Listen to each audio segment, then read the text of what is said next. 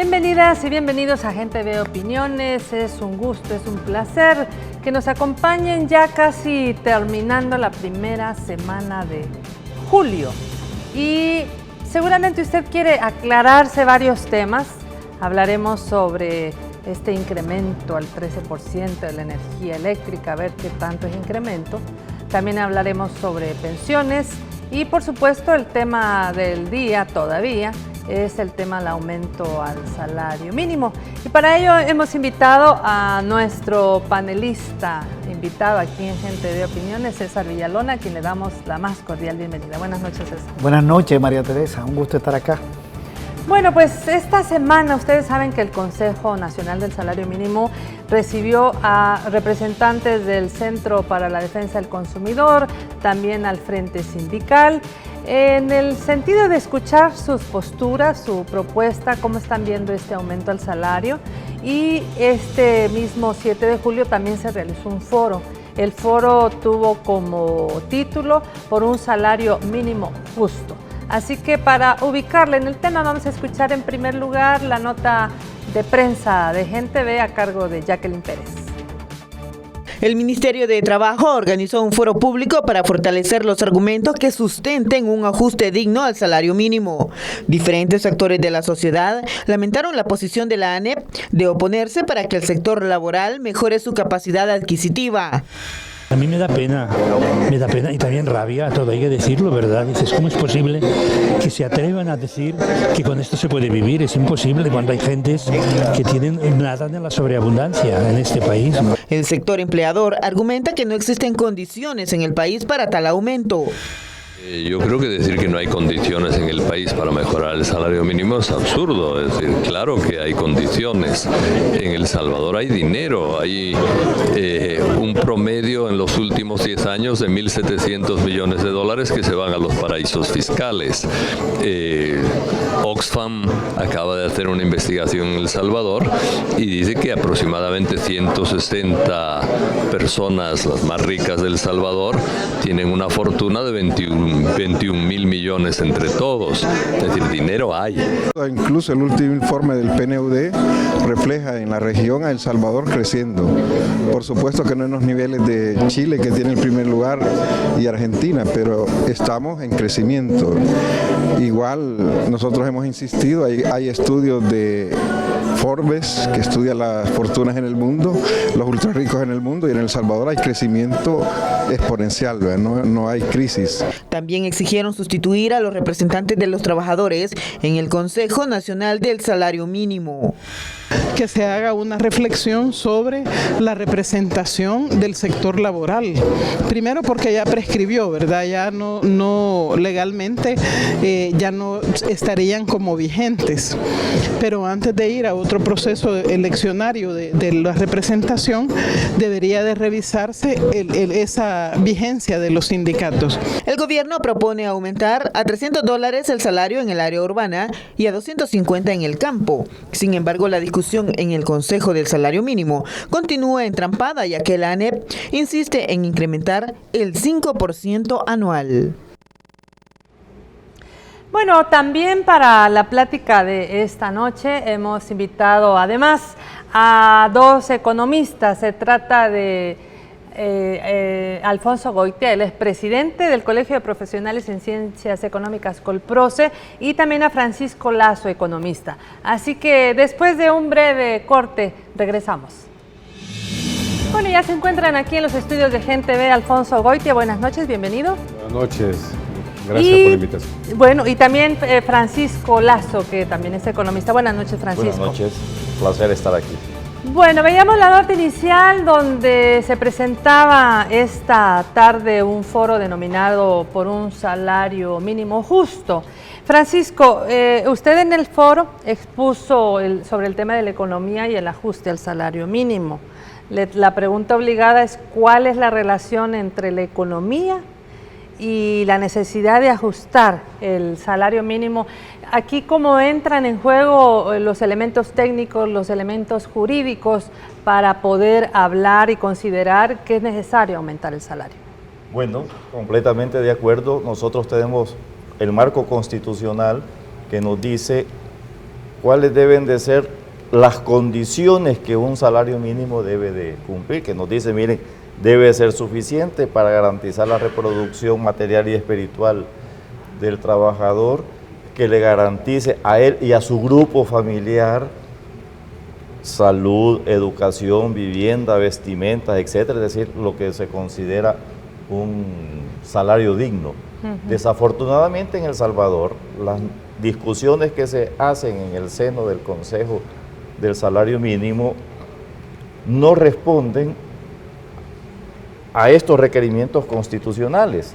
Debería de decirse, miren, como se hace en otros países, estuvimos viendo que Brasil y Costa Rica tienen una fórmula por ley para poder determinar cómo se debe de establecer y moverse el salario mínimo y no esperar cada 3 años. Creo que Costa Rica cada 6 meses, si no me equivoco, está revisando el salario mínimo a partir de esta fórmula. Es una fórmula similar en términos de su concepción a lo que es la determinación del precio de la energía eléctrica acá, que son una función de varios elementos que se incluyen. Similar también a cómo en el Ministerio de Economía se determina el precio de referencia de las gasolinas, del cilindro de gas, y tomando esta situación uno puede buscar parámetros en la economía que nos digan, miren, esto se debe de hacer para poder considerar el salario mínimo. ¿Cuáles pueden ser estos parámetros? Varios. La tasa de inflación, económico, el crecimiento económico, la productividad, que dicen que aquí no se puede medir. No, es falso. Aquí se puede medir la productividad de los trabajadores si uno combina datos del Ministerio de Economía a través de la Digesti y la encuesta de hogares, con datos del Banco Central, uno puede tener cuál es la evolución que tiene la productividad. Digamos que son criterios económicos, hablabas de criterios sociales, sí, y también criterios obviamente técnicos. Entonces, ¿verdad? ¿Qué significa? Que eso saca de la palestra de la negociación política de intereses que se da en el seno del Consejo del Salario Mínimo. Uno dice, miren, bajo estas consideraciones, el salario mínimo se tiene que ir ajustando de esta forma. Y eso es técnicamente viable. Lo que hay que hacer es una reforma de ley o una ley de cómo se determina el salario mínimo y decir, miren, vamos a estar aplicando, ya sea cada 6 meses, ya sea cada año, como se establezca en la ley, y nos vamos a evitar dolores de cabeza. ¿Por qué? Porque en la actualidad, ¿qué es lo que sucede? Que si alguien logra el 2-1, ya se impuso sobre el otro. Y no hay consideraciones técnicas detrás, sino que lo que hay son requerimientos de que a mí no me va a afectar, o veo cómo me arreglo con otros para poderle decir, apóyame en mis propuestas, y esto le quitaría toda esta malicia que se hace en el seno, y tendríamos una determinación de los ajustes del salario mínimo bajo condiciones técnicas. Lo que hay que ponerse de acuerdo es ¿cuáles son? Cómo vamos a establecer esta fórmula para la determinación de las variaciones en el salario mínimo. Muy bien, sobre esto pues ha habido mucha polémica, han habido manifestaciones y justamente hay una dinámica de audiencias. Entendemos, César, que al interior del Consejo Nacional del Salario Mínimo ustedes han escuchado a diferentes representantes de organizaciones sociales, de organizaciones no gubernamentales. ¿Cómo se encuentran estas audiencias? ¿En qué fase van? ¿Empiezan? ¿Va a haber más? ¿Y cómo les ha ido? Bueno, lo primero fue que el año pasado se recibieron propuestas de diferentes sectores. Yo creo que antes no se recibían propuestas, no estoy seguro.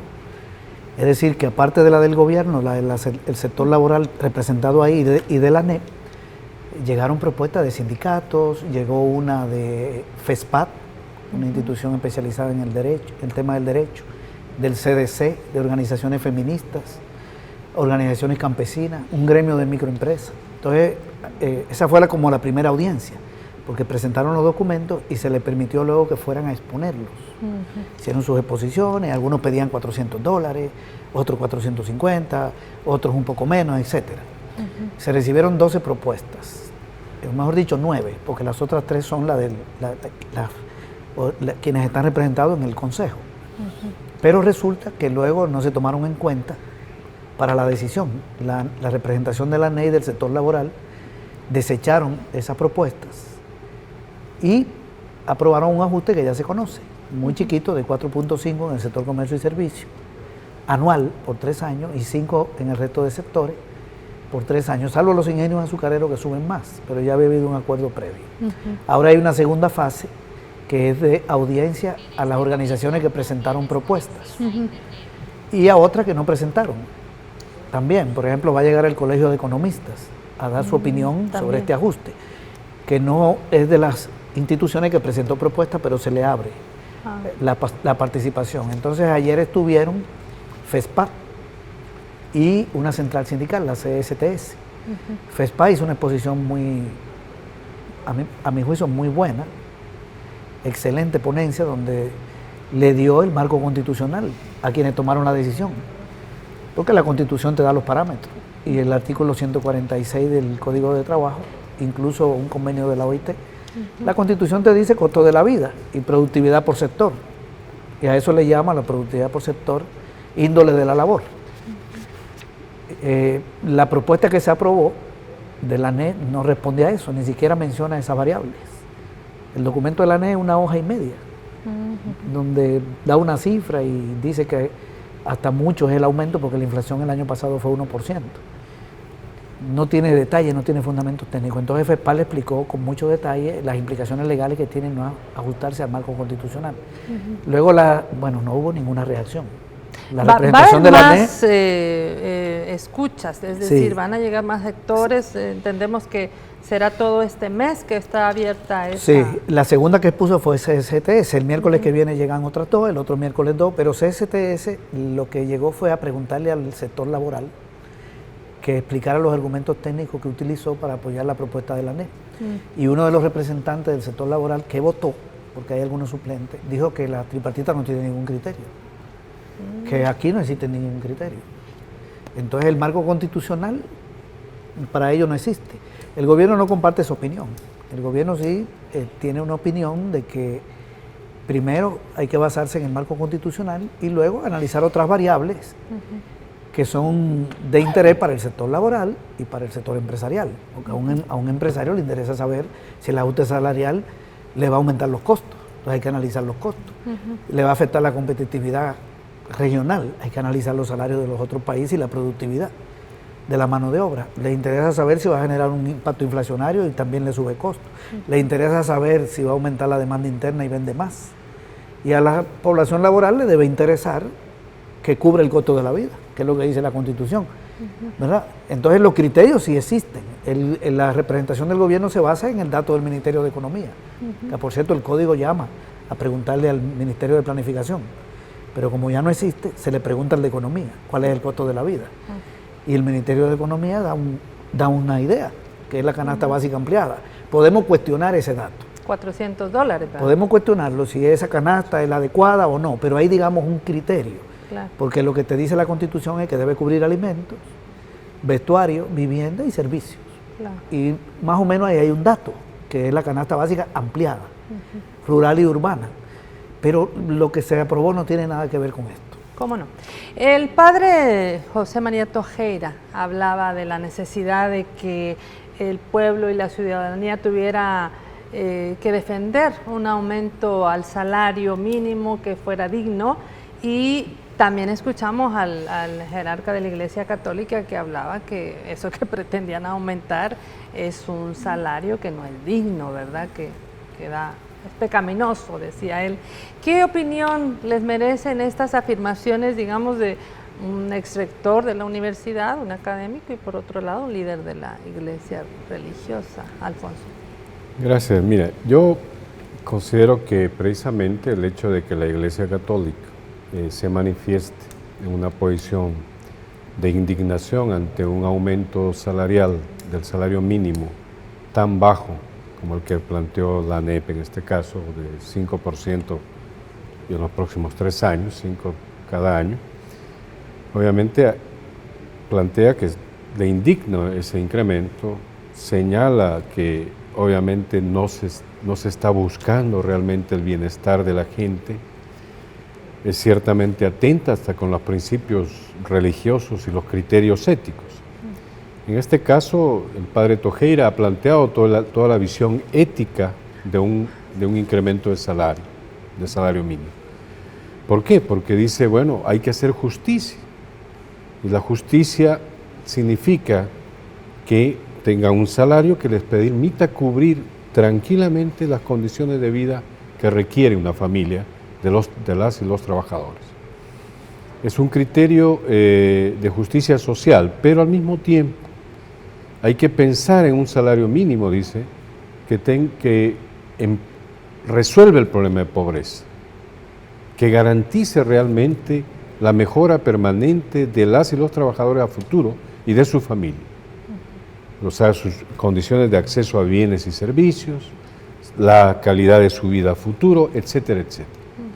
Entonces, eso es un criterio ético, no es solamente un criterio económico o social, es un criterio ético también. Hay que superar las dificultades que enfrenta la familia en términos de pobreza. Y en ese marco ético también él señala el tema de la redistribución. Entonces dice, no es posible que aquí en El Salvador 21 mil millones de dólares se distribuye entre 124 o 60 empresarios o familias. O sea, no es posible. Estamos hablando de cerca del 80% del Producto Interno Bruto que lo acapara un grupo sumamente reducido de familias, según el estudio de Oxfam. Entonces, eso es también, o sea, es contraproducente, no puede ser. Mientras la mayoría se debate entre el problema de la pobreza, las dificultades para sobrevivir, y estamos discutiendo un salario mínimo digno, un grupo muy reducido de familias tiene exageradamente ingresos. Antes de ir al corte, yo quisiera, César, en breves segundos, porque me tengo que ir a un corto, ¿cuál es el camino que va a seguir el Consejo del Salario Mínimo? La ministra del Trabajo va a observar los 5 decretos que se aprobaron, pero cuando termine esta fase de audiencia, ¿verdad? Porque la idea es que de ahí salgan propuestas. El foro de hoy tenía esa lógica también, que salieran propuestas que ella va a tomar en cuenta para incorporárselas a las observaciones. Muy bien, vamos a volver obviamente con el tema del incremento a la energía, a la tarifa de energía eléctrica, ya nos van a explicar del 13%. Ya regresamos. Bueno, tenemos panel de economistas, Alfonso Goitia, César Villaluna, Francisco Lazo, y el otro tema que queremos abordar hoy para que nos ilustren tiene que ver con el ajuste a la tarifa eléctrica del 13%. Francisco, empezamos contigo. Bien, uno tiene que preguntarse a qué obedece el incremento del 13% al cargo de energía. Veámoslo en términos sencillos. Desde que comenzó hace un par de años a bajar el precio del petróleo, el costo de la energía comenzó a reducirse y ha llegado, si no me equivoco, al 60% de reducción del precio de la tarifa. ¿Eso qué significa? Que la CEL ha visto reducidos sus ingresos. Por lo tanto, para poder cumplir con compromisos que la CEL tiene, como son pago de deudas, el pago del subsidio que se le da al 70% de la población que consume entre 0 y 99 kilovatios, también se le complica esta situación a la CEL. Entonces, lo que busca es cómo hacer una especie de lo que los economistas hablamos de subsidio cruzado, es decir, los que más tienen, que consumen más, se les incrementa su tarifa para poder garantizarle que los que menos tienen puedan seguir gozando de una tarifa baja en términos de la energía eléctrica. Justicia social redistributiva, en otras palabras. Esto le permite a la CEL oxigenar su finanza y poder hacerle también frente a los compromisos de endeudamiento y compromisos financieros que tiene, como es pagar la ampliación de la repotenciación de la 5 de noviembre y otros elementos importantes también, como de apoyar energía eólica, energía solar, la misma energía geotérmica. Es decir, no parar las operaciones de la CEL de modificar la matriz de generación de energía que tenemos, que depende demasiado, casi el 50% de búnquero o de petróleo, y pasar a fuentes renovables que son más garantías, que son más parables y que son además saludables con el medio ambiente. Es otro elemento que debemos de considerar en esta situación. Por lo tanto, la explicación de la razón de este 13%, por ahí es que la debemos indicarte. Yo no le veo mucha complicación a decir, miren, es un subsidio cruzado, y eso es lo que se llama en el decreto que se ha mandado de costos sociales. Eso es básicamente. Es lo que justamente la población probablemente faltó mayor explicación en esta medida, porque como dice Francisco, bueno, esto tiene que ver con quien paga más, pues que contribuya más, ¿verdad? Porque es importante este cargo, César, para invertir justamente en función de, valga la redundancia, la inversión para el desarrollo en la matriz energética, y qué otros elementos podemos tomar en cuenta aquí, además de lo que ya ha mencionado Francisco. Sí, bueno, yo estoy de acuerdo con lo que dijo Francisco. Creo que ahí está la esencia de la temática. Solo quiero aportar como algunos datos. El Consejo Nacional de Energía estima que ha habido un ahorro de 400 millones de dólares, nosotros tenemos ese dato, en el costo de energía entre el año 2015 y 2016. Incluye el último recorte de abril. El dato es hasta junio. El sector industrial se ha ahorrado 144 millones y el sector comercial y de servicios 136. Solo ahí tengo 180 millones. Los hogares se han ahorrado más de 100 millones. Bien, ha habido un ahorro fuerte de la energía por los recortes que mencionaba Francisco, que han sido 3 y que acumulado dan 61. La mitad de ese ahorro tiene que ver con los ingresos de la CEL, porque la CEL genera más o menos la mitad de la energía del país a través de la geotérmica y de la hidroeléctrica. Más o menos, no es un dato exacto. Que no todos los países tienen la geotérmica que tenemos, ¿verdad? Sí, y a la CEL no le han bajado costos, porque los costos que han bajado son los de la energía térmica, por la baja del precio del petróleo y del búnker, que es el derivado que se utiliza. Es decir, la Nejapa Power o las empresas que producen la térmica, le baja el costo del búnker, baja la tarifa, pero no pierden. Pero la CEL no ve costos reducidos y sí ve reducida la tarifa. Entonces una gran cantidad de esos millones no le han entrado a la CEL y han quedado en manos de los industriales. Y hay que aclarar aquí que no estamos hablando de microempresas ni de pequeñas empresas industriales, porque aquí la mayoría de las micro y pequeñas empresas son comerciales y de servicio. El sector industrial consume mucha energía. Entonces, ¿qué industrial ha bajado los precios de los productos que vende o ha mejorado los salarios? Hay una transferencia de recursos de la CEL a la empresa privada. Y eso son ganancias netas. Sin que el pueblo, ganancias netas, porque si no se baja los precios, ni se mejoran los salarios, ni el mínimo se quiere subir. Entonces hay una ganancia muy fuerte en el sector empresarial. Pero además los hogares se han ahorrado más de 100 millones. Y si una persona que recibió una tarifa de $40 está llegando de 20, con los otros $20, ¿qué es lo que hace? Comprarle a la empresa privada. O sea que hay una transferencia también indirecta del ahorro de los hogares hacia las empresas que venden más. Entonces es justo que la CEL intente reponer parte de ese dinero y la tarifa le ayuda en ese sentido. Y tiene un montón de compromisos financieros. El subsidio son 88 millones este año. Y además tiene que invertir en el Chaparral, que ese proyecto se reinició, donde van a entrar empresas de Casalco. El costo del Chaparral son 290 millones. Se estimó en 210 y ya lleva a 290 por el problema que hubo con la tormenta y el daño y el pleito con una empresa italiana que quería más, y al final sale para generar 65 megavatios. Está invirtiendo en Pozo en San Vicente, en la geotérmica, en San Miguel, inversiones millonarias para generar 50, 60 megavatios de energía geotérmica. Está metida en proyectos de energía solar junto con una empresa francesa para generar 100 megavatios. Es decir, de acuerdo a las inversiones que están programadas, muchas en marcha, aquí tendríamos más o menos 450 megavatios de energía hidroeléctrica, solar y geotérmica, que es más del 30% del consumo, para cambiar la matriz y reducir la dependencia de la térmica. ¿Verdad? Además, y no estar dependiendo de cómo oscilan los precios del petróleo. Tecnologías también más amigables, ¿verdad?, con el medio ambiente. Entonces nos parece bien que la SER consiga ese dinero y no va a afectar a la gente de menos recursos. Sí, ya vamos a hablar con un ejemplo de eso, César.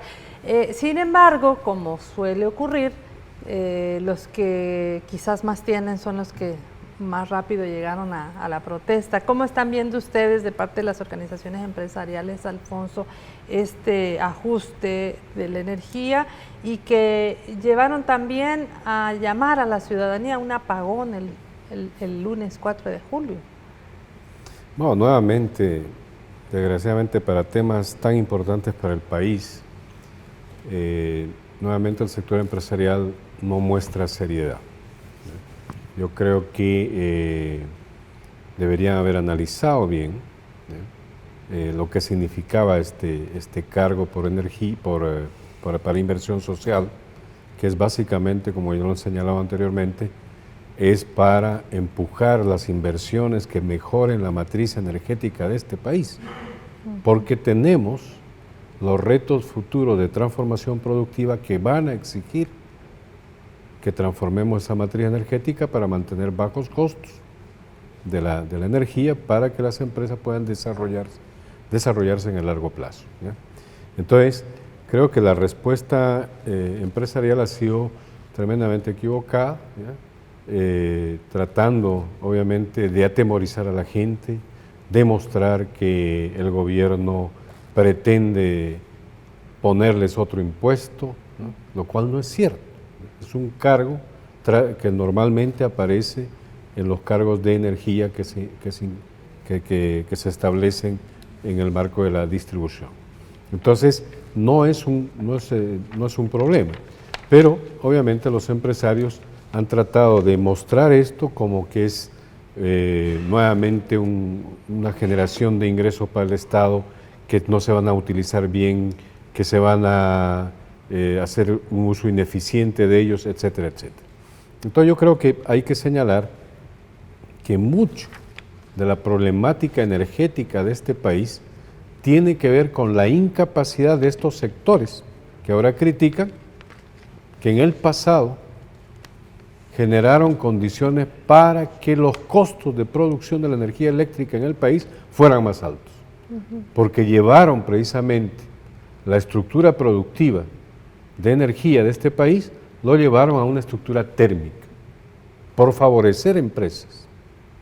Esto no es nuevo, o sea, estamos hablando de los marcos privatizadores de los años 90, donde ellos propiciaron una transformación del sector energético en beneficio de grupos empresariales, porque antes la CEL controlaba todo, la geotermia, la hidroeléctrica y la térmica.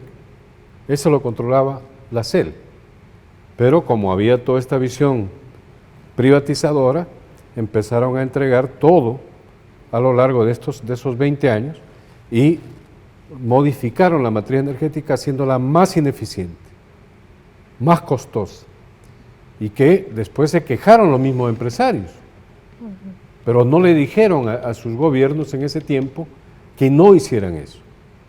Entonces, creo que es una posición equivocada la que tienen en este momento, que al contrario deben apoyar más bien estas medidas que son precisamente para empujar a este país a un esquema de desarrollo distinto, con mayor estabilidad, con precios más bajos de la energía y con garantías de que podemos avanzar más adelante en el crecimiento y el desarrollo económico. Muy bien, vamos a ir a un segundo y último corte, pero yo quisiera poner un ejemplo de un artículo que escribía César Villalona. Aquellos hogares que pagaban hace un año $100 por la energía eléctrica, con los ajustes paga $49. ¿Cuánto pagaría con el aumento del 13%? Nada más $55, que no es tanto el aumento. Los que pagaban $20 antes, hoy pagan $10. ¿cuánto pagarían con el 13%? $11. O sea, tampoco se trata de, ¿verdad? Bueno, vamos a ir al corte y al regresar hablaremos también de pensiones, por supuesto. Ya venimos.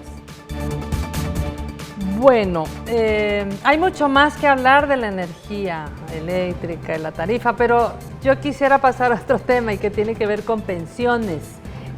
La propuesta de reforma al sistema de pensiones que fue presentado por el ministro Cáceres el 24 de febrero, como ustedes saben, pasó a la Comisión de Hacienda de la Asamblea Legislativa, continúa todavía en una fase consultiva, ¿verdad? Este es un proyecto de reformas a ley del sistema de ahorro de pensiones. Francisco, ¿cómo están viendo el proceso justamente del análisis de la reforma al actual sistema de pensiones? ¿Cómo están valorando las posturas? Este es un tema realmente apasionante, todo lo que se está sucediendo en este tema de pensión, y hay muchas cosas o no se están discutiendo o se están falseando. Voy a decir un par de las cosas que se están falseando. Uno dice, miren, hay que subir la rentabilidad de las pensiones para que la gente pueda tener mejor pensión. Eso es falso, completamente falso. En la ley dice que la pensión se determina a partir del promedio de las últimas 120 cotizaciones. Se le saca un promedio y después a eso se le llama el salario básico regulador, y a eso se le multiplica por la tasa de reemplazo, que si no me equivoco anda por 60%, y ahí sale la pensión mensual que yo voy a recibir. Ningún momento interviene lo que es la rentabilidad. ¿En qué está la rentabilidad? Es si se me incrementa mi fondo de pensiones o no, pero no para la determinación de la pensión mensual que voy a recibir. Se está hablando también del despojo, del robo de las pensiones. Otra situación que no es cierta. Vean, el verdadero despojo de las pensiones se hizo cuando se privatizaron con las AFP. Voy a poner un par de datos al respecto. Supongamos una persona que tiene un salario básico regulador de $800. Esto le da que va a tener un fondo de una cuenta individual de aproximadamente $20,000. La pensión que va a estar recibiendo serán alrededor de los $480, pero lo terrible es que esta no es una pensión vitalicia, se le va a estar agotando máximo en 7 años. A partir del 8º año pasa a pensión mínima, a los 205, olvídense que va a estar recibiendo $480.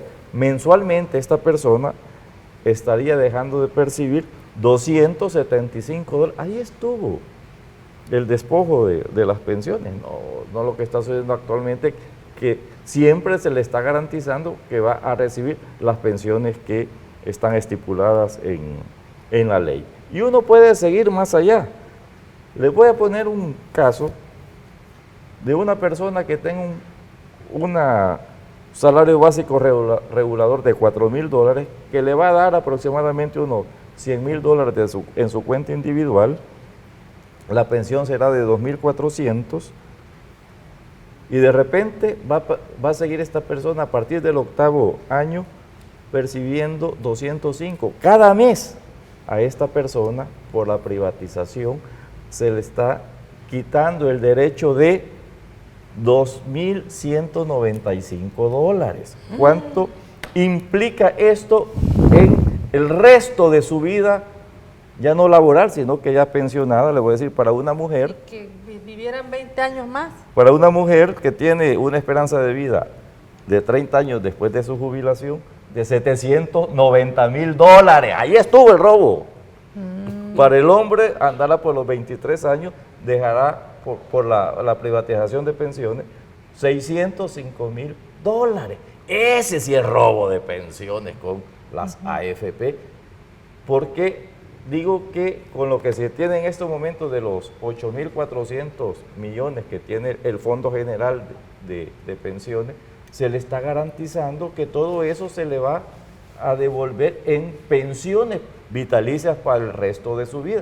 No hay ningún robo de pensiones. Aquí tuvimos un profesor chileno que vino a dar una charla a la cátedra Salvador Allende, que él es economista catedrático de la Universidad de Chile, de Santiago de Chile, y dice, nosotros tuvimos las AFP y ya las cambiamos, porque es mentira, nos dijo aquí, que nos iba a dar más pensión, todo lo contrario, a mí me sale mucho mejor con la del Estado.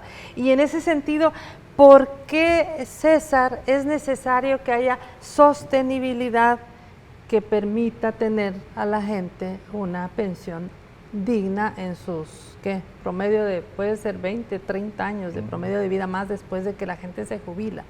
Bueno, el problema es que las AFP no garantiza pensión vitalicia, sino que la gente tiene una pensión de acuerdo a lo que acumuló ahí. El sistema anterior era un sistema solidario donde la pensión era vitalicia, incluso salía más alta, porque se calculaba el salario de los últimos 3 años. Ahora es el salario de los últimos 10 años. Entonces una pensión más chiquita se acaba y termina en la mínima del Estado. Por cierto, la mínima la asume el Estado y la gente cotizó en la AFP y le cae el problema al gobierno, porque la tiene que pagar Hacienda. Bien. ¿Pero cómo va a pagar si no obtiene? Porque eso es lo que dice la ley. Si yo me jubilo hoy, yo era de los que tenía, digamos, 36 años, y me jubilo hoy, me va a salir una pensión, no sé, de $400, en 5 años no tengo nada. El Estado me ampara. Y la ganancia la tuvo la AFP. ¿Verdad? Así están las cosas. Incluso hay unos decretos donde obligan al Estado a nivelar pensiones y a hacer la vitalicia al grupo de llamados optados. Esto le ha creado mucho problema al gobierno, que ha tenido que... Aquí se trasladó el pago de pensiones del Seguro Social y del INPE al Ministerio de Hacienda. Como sacaron a la gente de ahí, la pusieron a cotizar en las AFP, llevaron a la quiebra 2 instituciones públicas en el tema de pensión, y el Ministerio de Hacienda está pagando pensiones del año 2001. Primero con bono, que vendió el gobierno de Flores, luego el de Saca, y luego pidiéndole prestado a las AFP. El gran problema lo tiene Hacienda y la gente. Para las AFP no hay problema. Ellas le prestan al gobierno y no le importa incluso los intereses, porque ellas no ganan con los intereses, los dueños, sino que ganan con la comisión. Entonces el problema de la sostenibilidad tiene que ver con el gobierno, que tiene una deuda muy grande, se sigue endeudando con las AFP, y la gente, porque esa deuda compromete recursos del Estado, puede haber un problema de pago, claro, y lo va a sufrir la gente. Por eso hay que buscarle una salida, ¿verdad? Que me parece que la que se le está buscando desde el gobierno es por lo menos una salida, tal vez no sea definitiva, pero es un avance. Llama la atención un poco, hoy veíamos en diferentes medios las manifestaciones que había de un sector de docentes que decía que ya entendieron cómo es eso de las pensiones, ya les explicaron. Y por otro lado, la campaña millonaria que realmente la empresa privada ha tenido en diferentes medios, radiales, televisivos, periodísticos, en donde hay una inversión para generar una matriz de opinión en contra de estas reformas, Alfonso. ¿Qué le podemos decir a la gente que de momento dice, bueno, ¿cómo es que ahora me están defendiendo y no me dan un aumento salarial? Exactamente, o sea, miren, pero nuevamente en este tema, así como en los anteriores, la empresa privada ha tratado de engañar a la gente, o sea, de desinformar a la gente. Y en este caso las pensiones desde el principio, ellos plantearon precisamente de que esto era que el gobierno se iba a apropiar de esos fondos y que esos fondos como que no los iba a entregar, o sea que era el gran robo. Y el gran robo se hizo más bien cuando se hizo la privatización, ya lo han señalado, cómo es el mecanismo, cómo obviamente las AFP tienen una rentabilidad como empresas de más del 50%. Han capitalizado más de 250 millones en los últimos, desde 1998.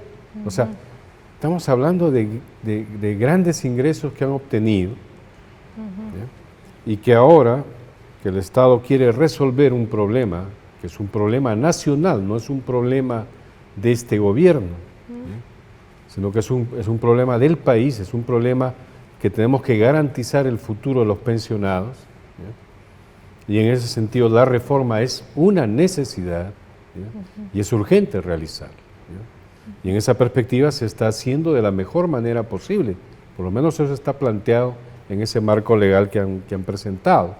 Entonces, yo creo que la propaganda del sector empresarial y de otros sectores sindicales que es totalmente desinformado, realmente es totalmente inadecuado y obviamente lo que pretende es atemorizar a la gente, provocar un rechazo a la propuesta gubernamental y cuando esa propuesta gubernamental es mucho más beneficiosa y ventajosa a futuro para los pensionados que van a venir.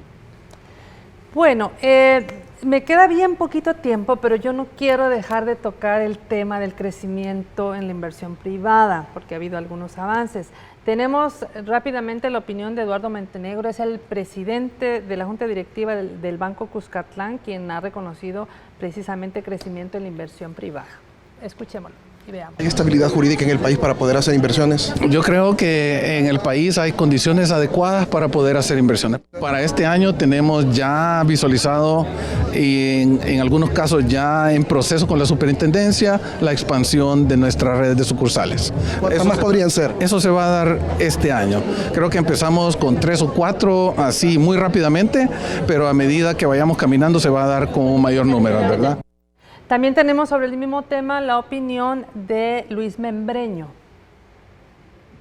Hay muchas cosas buenas que están ocurriendo y uno lo encuentra en Santana, lo encuentra en Sonsonate, lo encuentra en San Salvador, lo encuentra en San Miguel, lo encuentra en los diferentes departamentos, ¿verdad? Entonces, yo creo que eso hay que comunicarlo y hay que saberlo plantear, pero no es suficiente. O sea, eso a pesar de ser positivas esas inversiones, necesitamos mucho más de eso.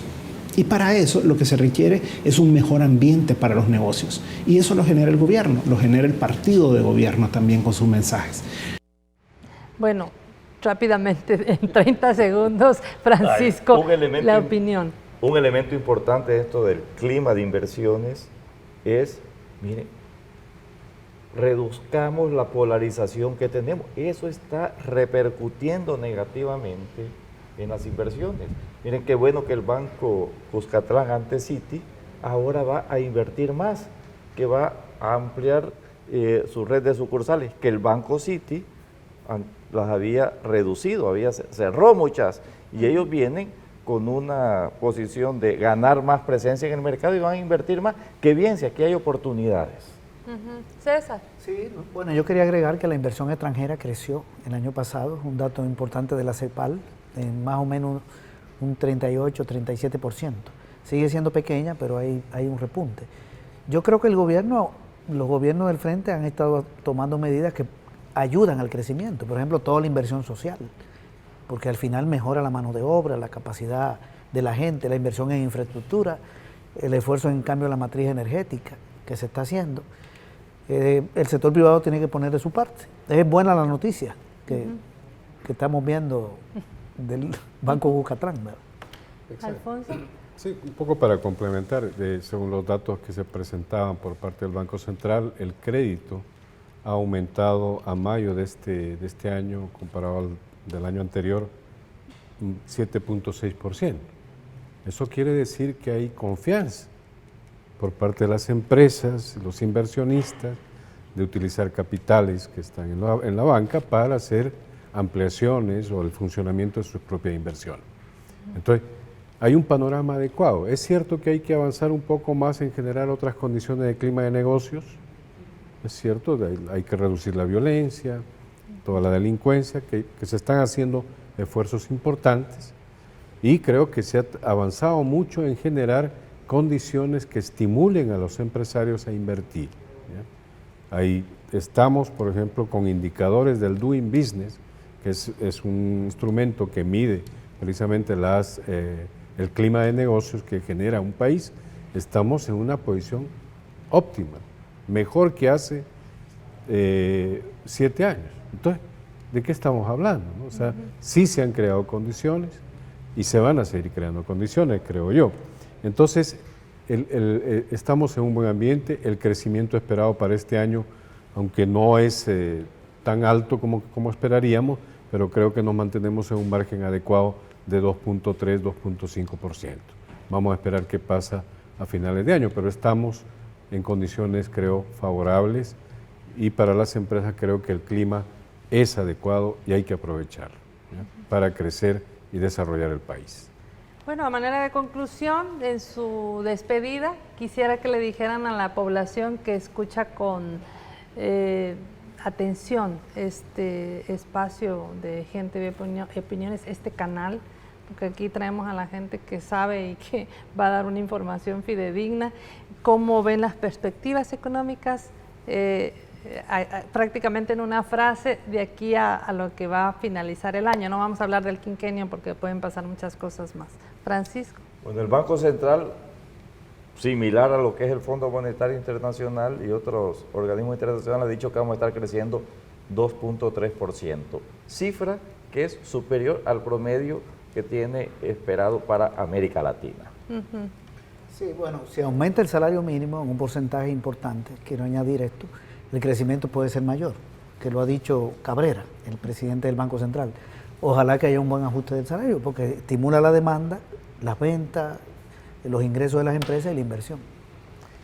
También estamos viendo sectorialmente, ¿no?, el crecimiento de sectores clave. Por ejemplo, la construcción ya muestra signos reales de recuperación, tiene una tasa de crecimiento de 2.8%, 2.3% en el primer trimestre de este año.